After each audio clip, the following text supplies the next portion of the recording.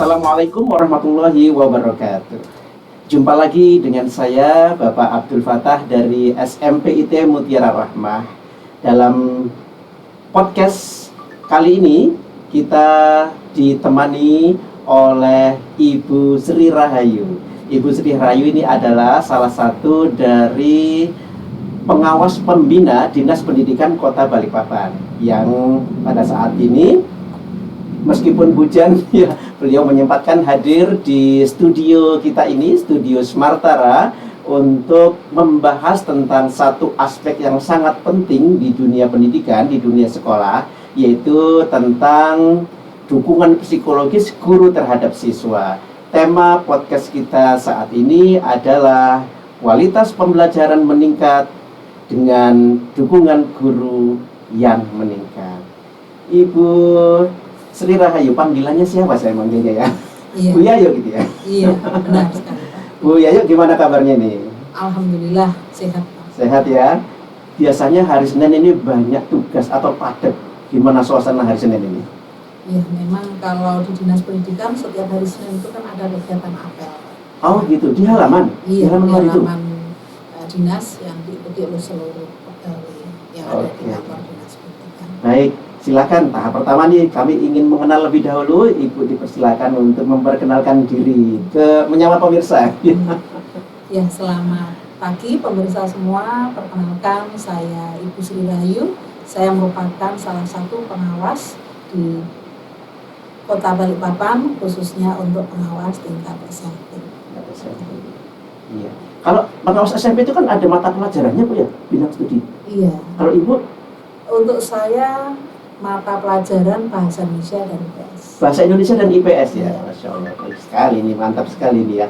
Tapi Ibu ini sering berkunjung ya, melakukan pembinaan karena memang tugas pokok dan fungsinya itu Bu ya, memberikan pembinaan atau pendampingan kepada sekolah-sekolah. Tapi kan nggak cuma sekolah yang dalam binaan Ibu ya, juga ada sekolah-sekolah yang lain mengisi materi, training dan sebagainya. Apa ini Bu yang saat ini viral, sedang fokus diperhatikan oleh Dinas Pendidikan Kota Balikpapan? Iya. Jadi untuk saat ini Pak, pendampingan kami lebih difokuskan terkait dengan rapor pendidikan Pak.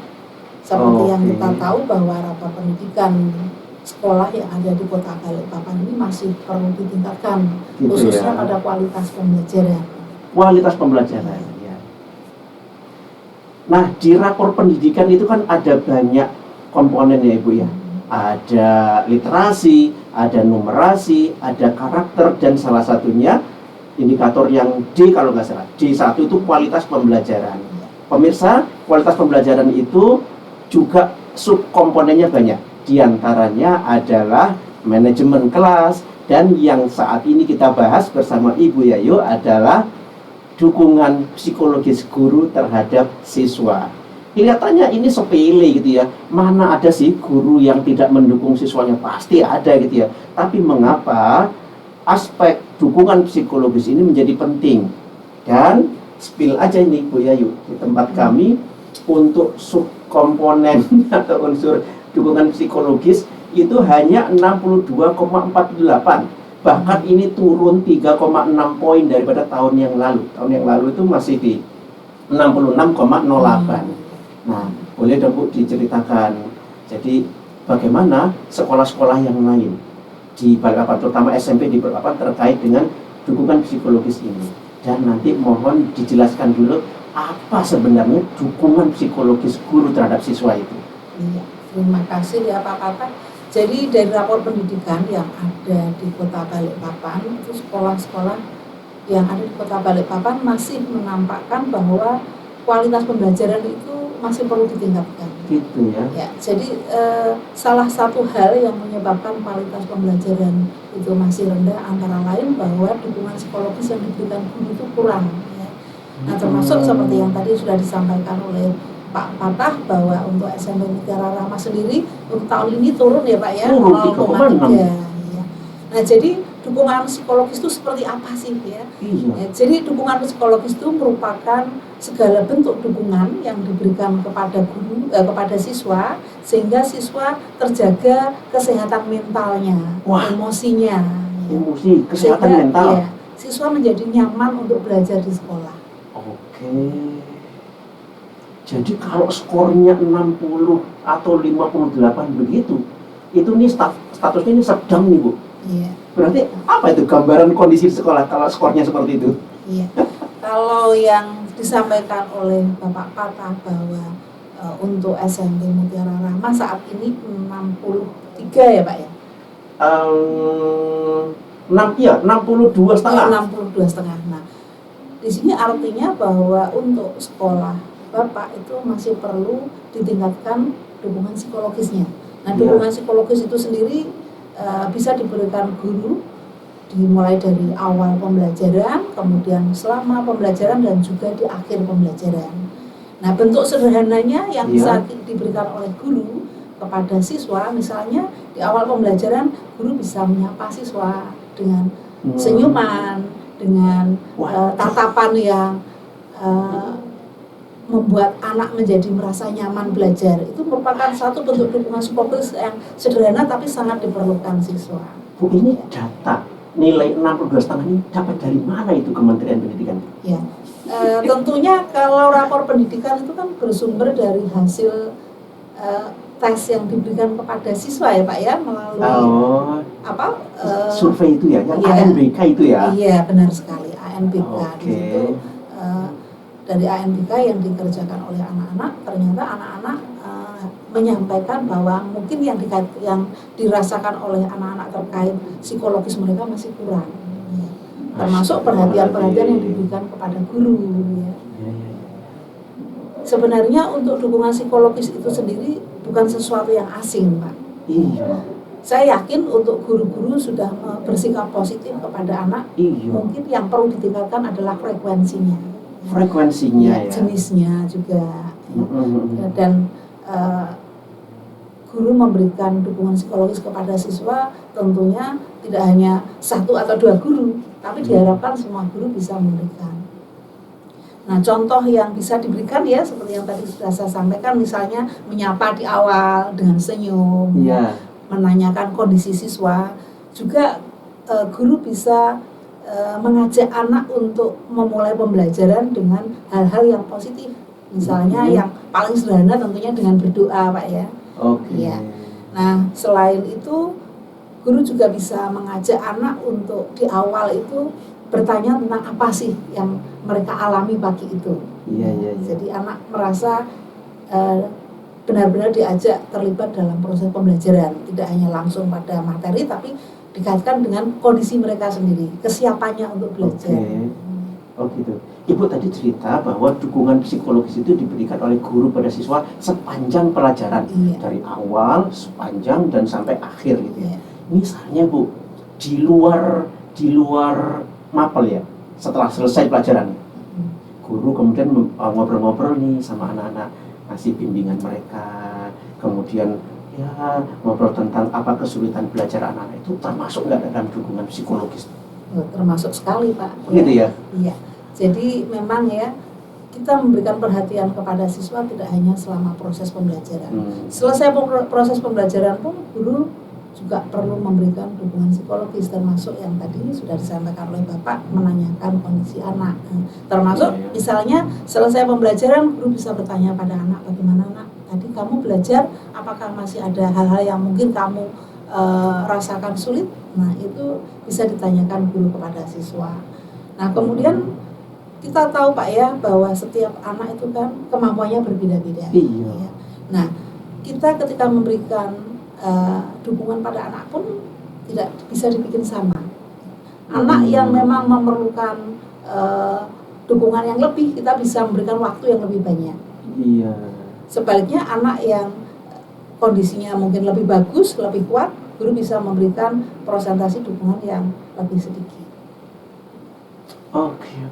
Saya sudah bisa lebih jelas sekarang tentang arti dari dukungan psikologis. Kalau kemudian merefleksi hasilnya cuma 62,5, berarti saya kurang memberikan layanan itu kepada mereka. Sehingga kemudian mereka mengadu. Masalahnya Bu, anak-anak itu tidak menyampaikan keluhannya itu kepada gurunya, tapi mengeluhnya di asesmen nasional. Ketika mengisi survei lingkungan belajar atau survei karakter kali ya, itu mereka mengadunya, guru saya tidak nggak cool, nggak membimbing saya, nggak akrab dengan saya gitu ya.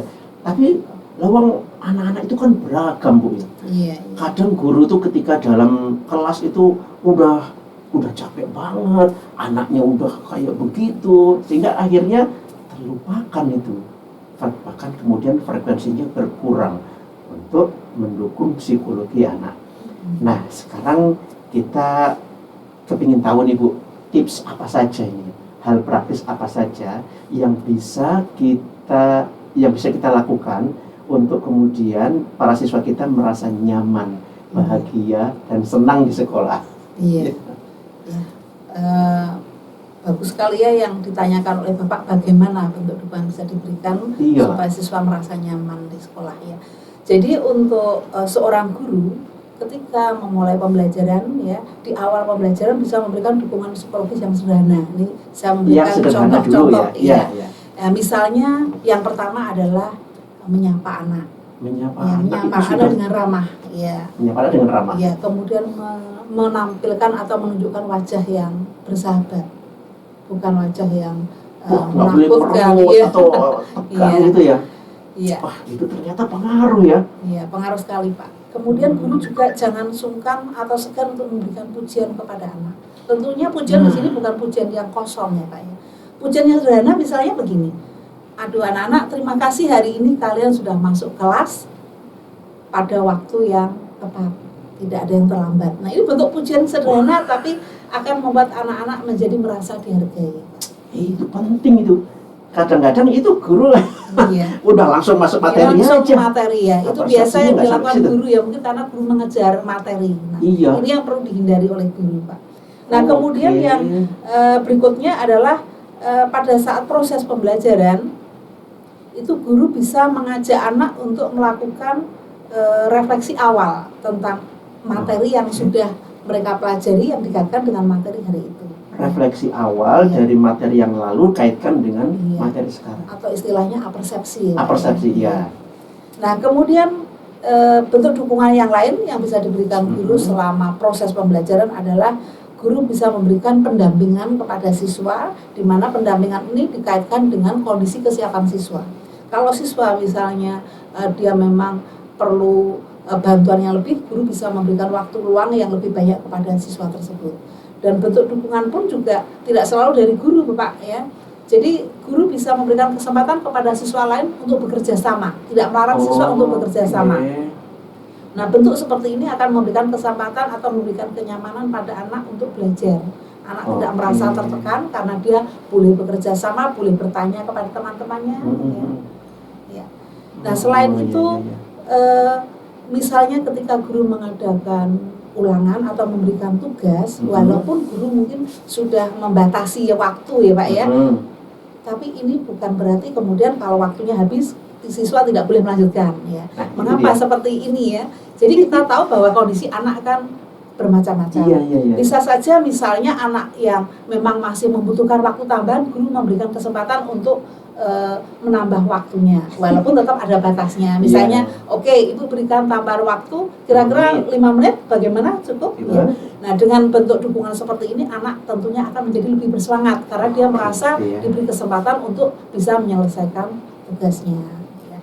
Wah, saya jadi ingat ada kalimat student center. Iya, berpusat pada siswa. Berpusat pada siswa. Jadi guru itu harus betul-betul memperhatikan siswa ini sampai ke mentalnya gitu ya. Nggak boleh hanya sekedar akademiknya, tapi juga mentalnya harus diperhatikan gitu ya. Nah, tadi Ibu Yayu sudah banyak memberikan contoh ya, hal-hal praktis yang seharusnya itu dilakukan oleh guru ketika memperhatikan lebih dalam kepada siswa. Tapi saya kok khawatir guru dan siswa terlibat hubungan emosional yang lebih tinggi. Tapi jangan dijawab dulu, kita ikuti dulu yang satu ini. Pemirsa jangan kemana-mana, tunggu dulu.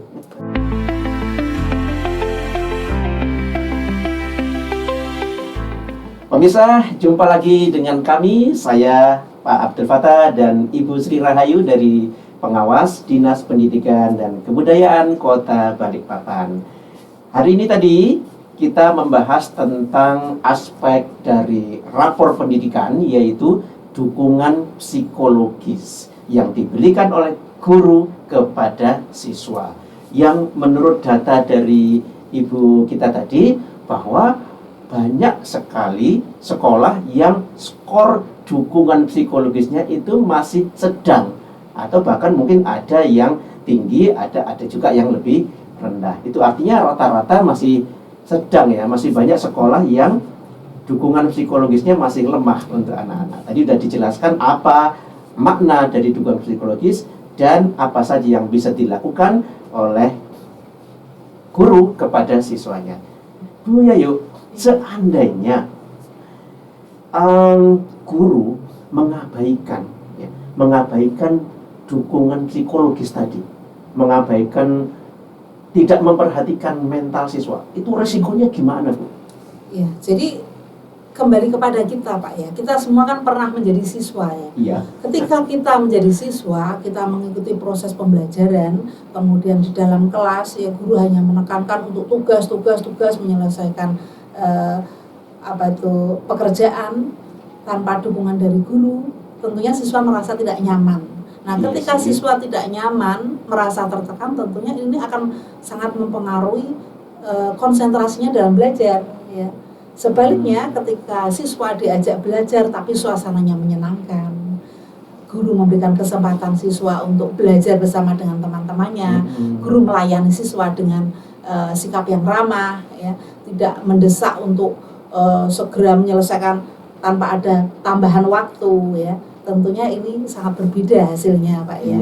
Nah, jadi kembali kepada kita, ketika kita misalnya menjadi siswa, kita belajar dengan dilayani oleh guru dengan ramah, dengan pendampingan yang maksimal, mendapatkan kesempatan untuk belajar bersama dengan teman-temannya, kita sebagai siswa nyaman belajar, tentunya kita akan lebih senang untuk belajar, Pak.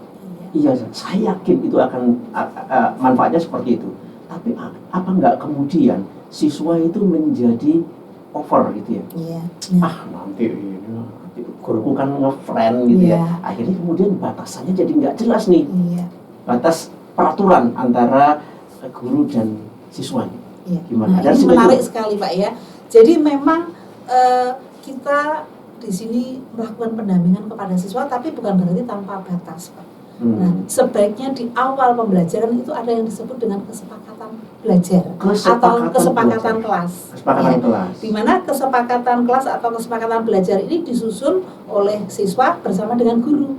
Oh, yang nyusun siswa. Iya. Jadi guru di sini memberikan kesempatan kepada siswa bagaimana anak supaya kita hari ini belajar dengan nyaman, apa saja yang perlu kita lakukan. Nah, mereka usulnya tanpa pelajaran, tanpa ulangan. Nah, tentunya kalau tanpa pelajaran, apakah itu akan membuat siswa menjadi belajar? Nah, jadi ini guru pintar-pintar untuk mengelola kelas, betul, mengajak siswa untuk membuat tata tertib sendiri. Seperti apa supaya mereka bisa belajar dengan maksimal. Jadi tanda petik supaya mereka bisa belajar dengan maksimal, apa yang harus mereka lakukan? Iya. Itu tujuannya ya, belajarnya maksimal.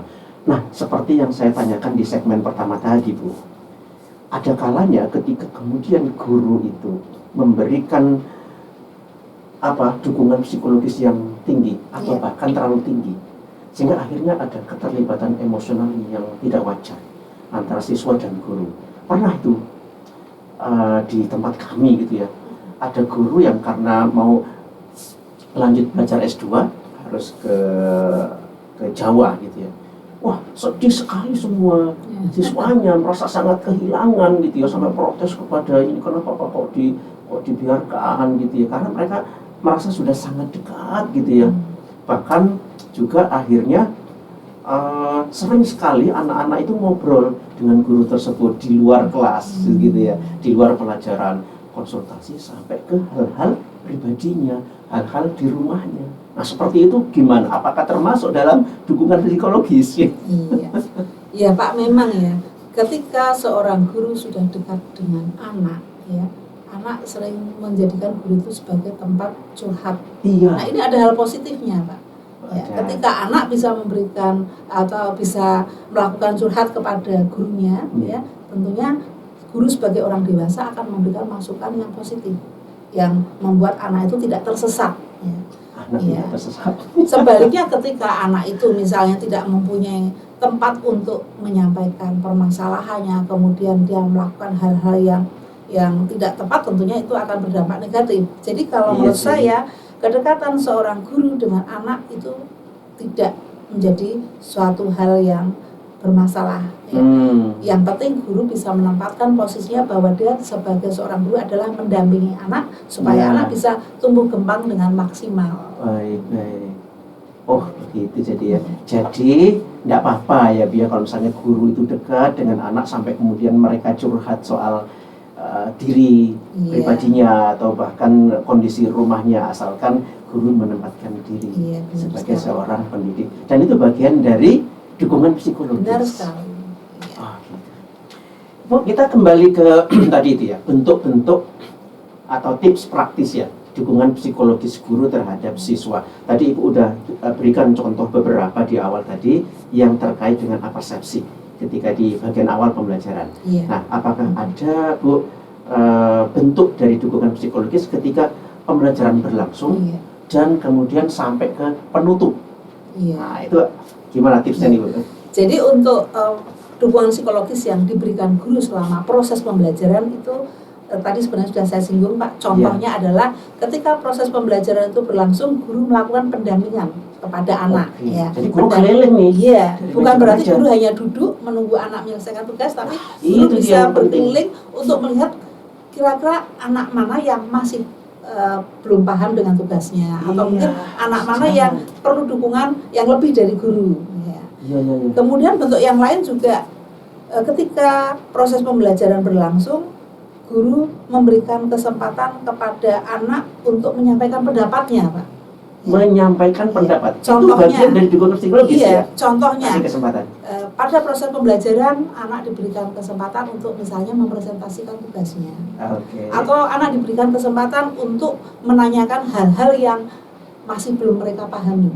Ya, ini kelihatannya sepele ya, tapi ini penting sekali karena dengan memberikan kesempatan pada anak untuk menyampaikan hasil pekerjaannya, memberikan kesempatan pada anak untuk bertanya tentang hal-hal yang belum dipahami, tentunya anak akan menjadi lebih nyaman, lebih merasa dihargai.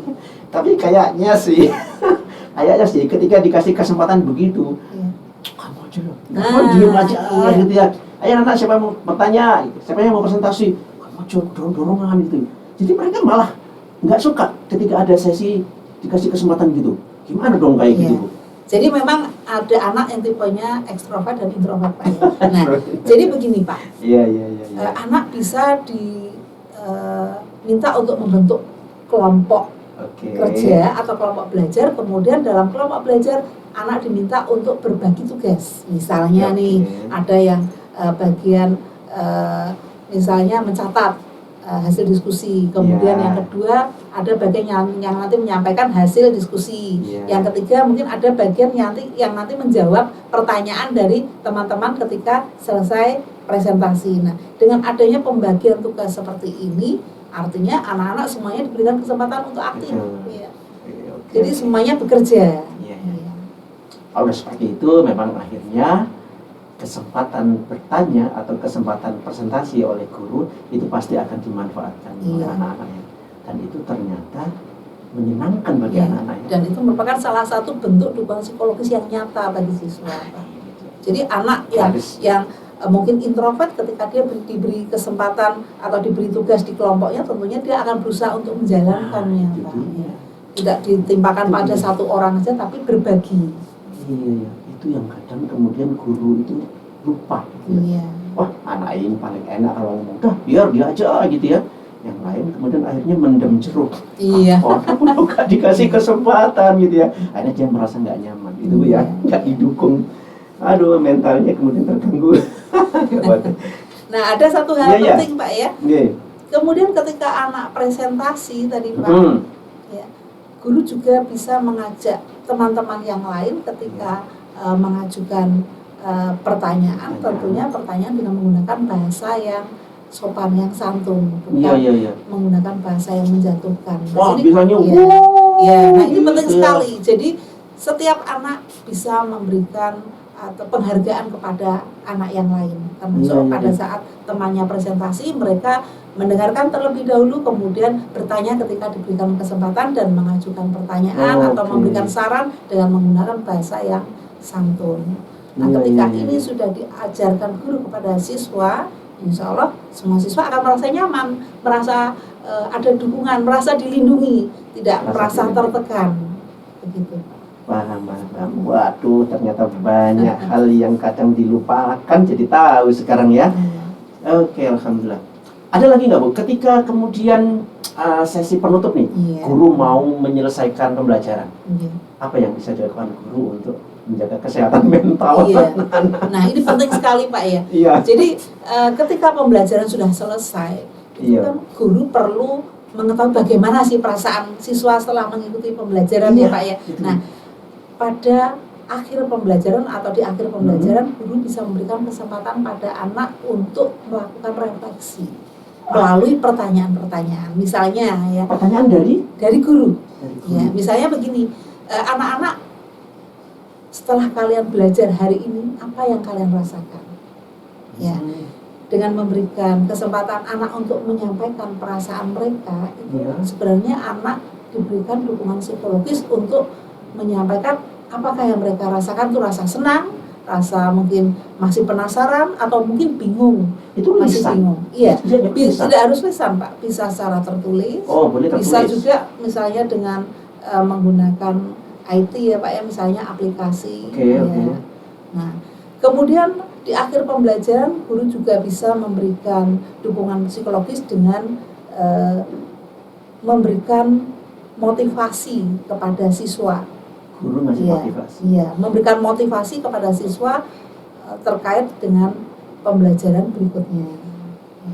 Oke, ngasih spill. Nanti minggu depan kita mau belajar apa, kasih motivasi gitu ya. Misalnya nih, anak-anak minggu depan kita akan belajar materi tentang membuat puisi. Silakan kalian nanti bisa membaca-baca terlebih dahulu ya tentang jenis-jenis puisi, contoh-contoh puisi, supaya kalian lebih siap untuk mengikuti pelajaran itu. Masya Allah. Seperti itu Pak. Wahai para guru.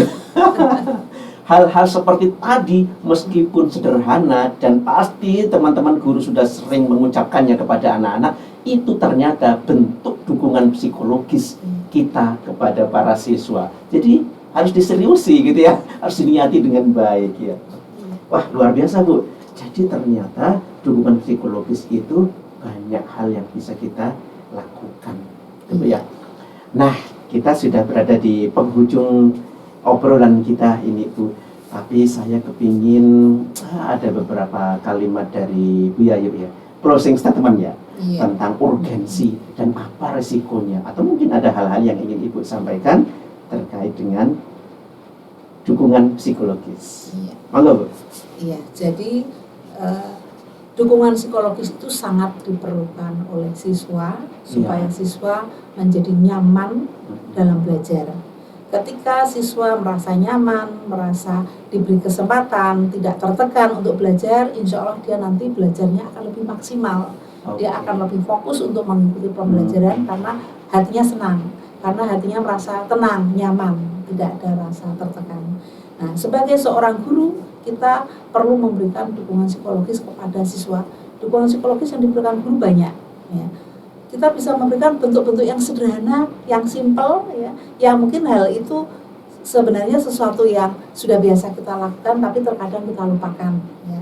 Bisa dukungan psikologis dilakukan di awal, kemudian selama proses pembelajaran, dan juga di akhir pembelajaran.